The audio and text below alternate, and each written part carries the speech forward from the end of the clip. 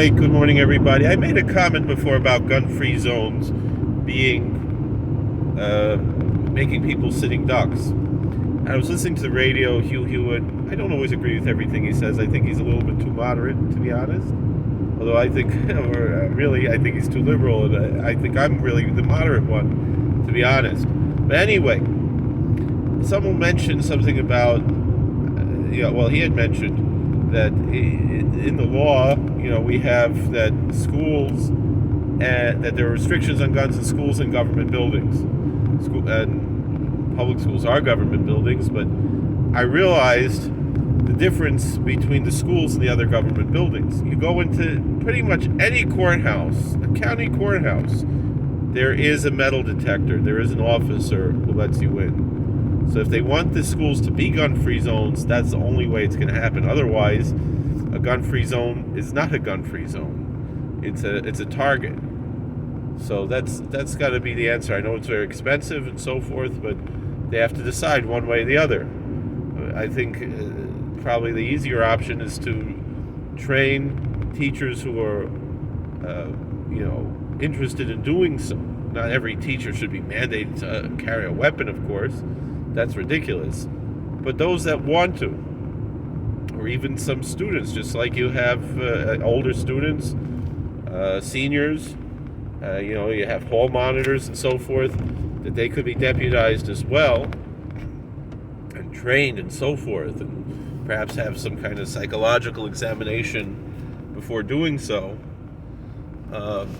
to be trained in tactical methods and so forth in case there is an active shooter event, just like we have active shooter trainings in all kinds of settings that I've worked at.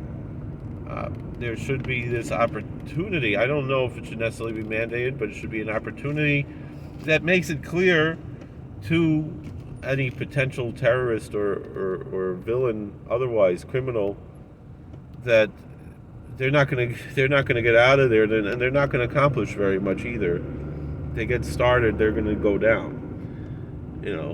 And that has to be the way really to handle this. When we say a good guy with a gun beats a bad guy with a gun, I don't mean it's the Wild West.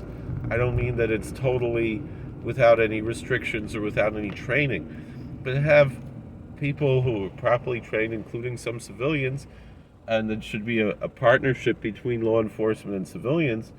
I think it's a common sense way, or in places where they are not comfortable to do that, because I recognize the importance of federalism in this country and the difference between the cultures of various states as well as various cities and other municipalities.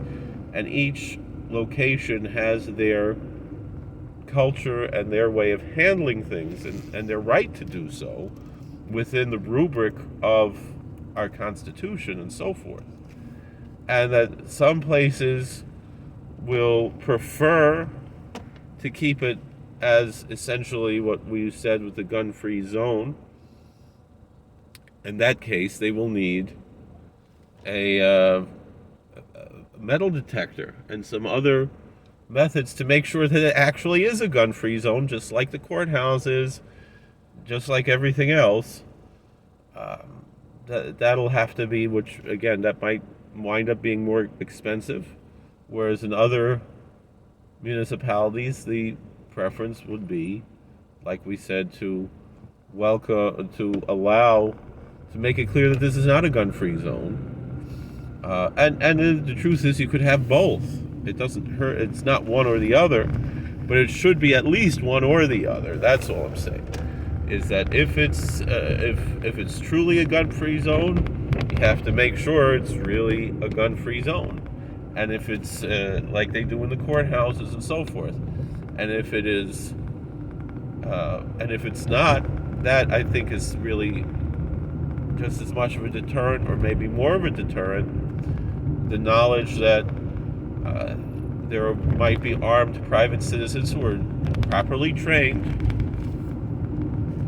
if they want to, or that there's at least even the potential for such. I myself don't own any guns. But I think what makes my community safer is the lack of the extreme gun control laws in a rural area as opposed to in urban areas. I think there should be much more. It would curb the dangers to have knowledge that there is a method, perhaps, of what is one of the things that the Second Amendment talks about is I don't remember the exact words, but well-regulated militia, right? I was going to say duly trained, but well-regulated. I think well-regulated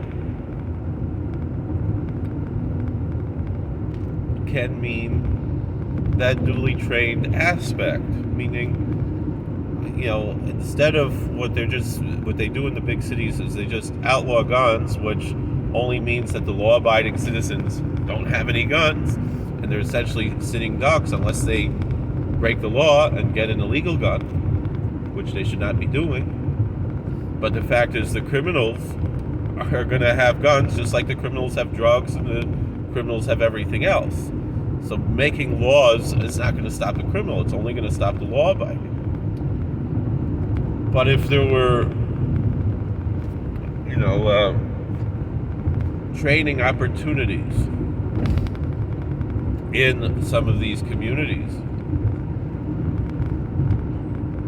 that have much higher gun violence than the other communities, because there are a tremendous amount of guns and they're all illegal, and if they're illegal they're going to more likely be used in a violent manner.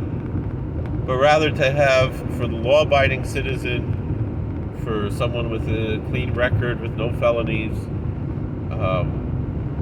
all kinds of background checks and so forth, to allow people to be armed, that's going to be a deterrent against criminal behavior with the weapons, because they're not going to get rid of the weapons, just like they never got rid of the drugs or anything else.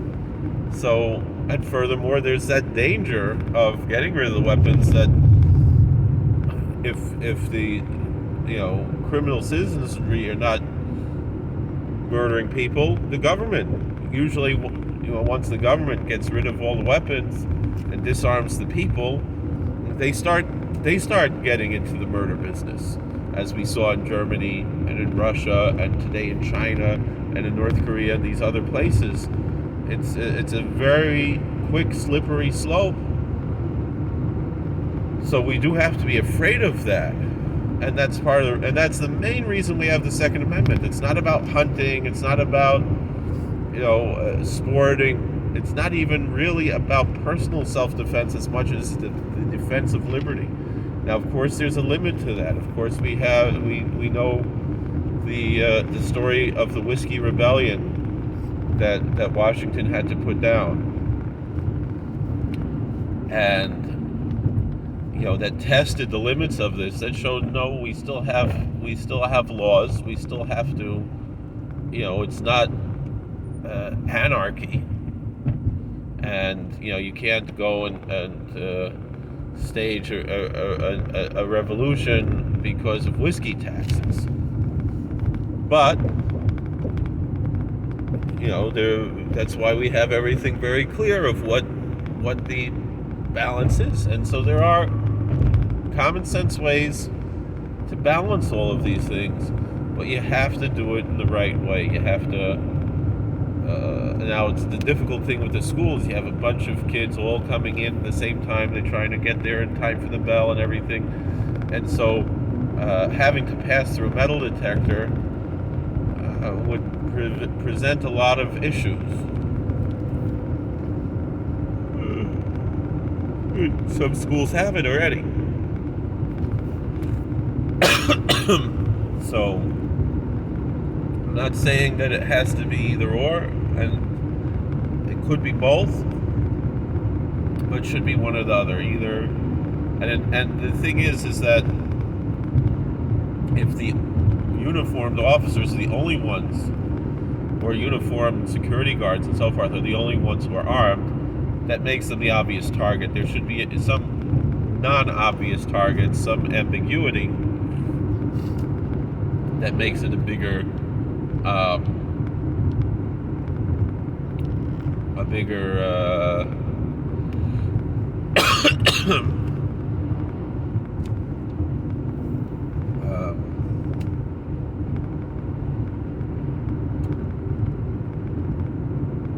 bigger deterrent. Now, I do see something, though, positive in having police officers stationed at schools, and that is to improve the relationship between police and community. You know, the police will befriend these kids to a certain point. They will mentor them to a certain point. You know, even if it's not too much of an interaction, but, you know, that just like saying hi in the hallway and being there for them. Also, to be there when there are assaults within the school, you know, which there have been a lot of criminal activity inside schools, whether by staff or by other students. And to have that police presence there, but also to make it clear to the police they're not your enemy, the police are your friend. That's a major part of the problem in the culture today, is that this feeling that the police are necessarily your enemy, which I'm not saying that there is no place for that idea, but it has to be balanced, meaning the police are doing something wrong if that idea is what is being felt in the community. So there has to be that, you know, what I'm saying is there really shouldn't be a place for such an idea, but I understand that it's not unfounded. The police should be the friend of the community. I want to take another step also in this. In government organizations, such as military, police, and prisons, and in hospitals, there are chaplains. Is there a way for chaplaincy? And in colleges there are chaplains. I think there might be a place for chaplaincy, even though I'm not a fan of the public school system in general. And I think really public schooling should be abolished and all schools should be privatized. And perhaps, you know, whatever, if the states or municipalities wish to have schooling paid through tax money, the money should follow the student and not the school.